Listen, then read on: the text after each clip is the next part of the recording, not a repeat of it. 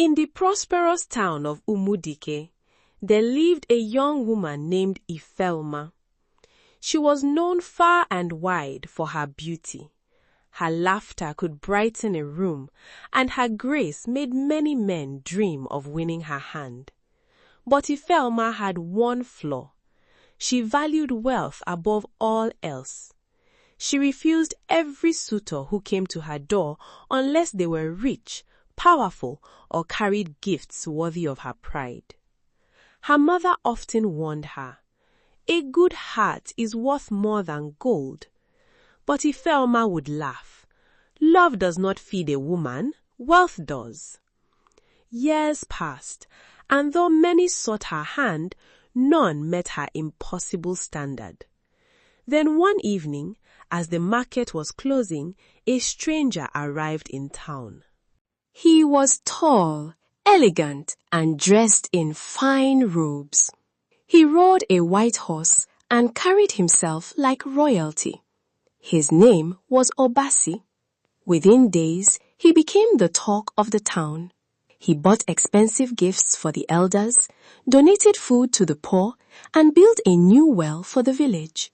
Everyone admired him. When he asked for Ifeoma's hand in marriage, she accepted immediately. Her family rejoiced. The wedding was grand. Drums filled the air. Guests came from distant villages.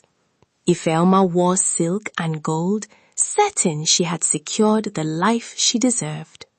That night, after the celebration, Obasi led her to his estate at the edge of the forest. It was larger than any home she had ever seen. Yet something felt strange.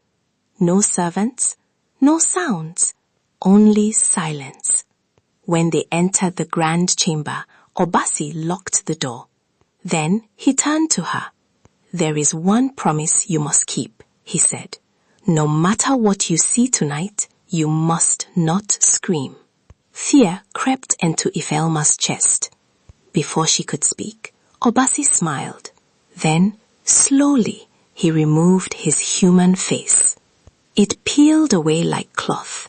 Beneath it was not a man, but a spirit with hollow eyes and skin like ash. Ifeoma let out a terrified scream. The room shook violently. Candles went out. The walls seemed to breathe. Obasi's expression darkened. "You broke your promise." Ifeoma fell to her knees, begging for mercy. But it was too late. The spirit revealed the truth. He had once been a wealthy chief who used dark powers to gain riches. When he died, his greed chained him between worlds. He could only return to human form if a woman willingly married him and accepted him without fear. Ifeoma had failed. Now she belonged to him. From that night, she was trapped in the spirit's estate. By day, it appeared abandoned. By night, it became a palace of shadows. Years passed. Back in Umudike, people believed Ifeoma had vanished. Some said she ran away. Others whispered darker things. One stormy evening, a wandering priest heard cries coming from the forest. He followed the sound and found the hidden estate. Inside, he discovered Ifeoma, older, broken, and dressed in faded wedding cloth. She told him everything. The priest agreed to help. He gave her sacred ash and instructed her, "At dawn, when the spirit sleeps, throw this on his true form and do not look back."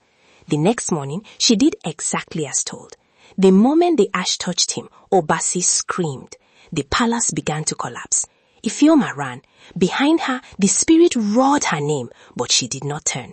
She escaped just as the estate vanished into mist. When she returned to Umudike, no one recognized her. Her beauty had faded. Her wealth was gone.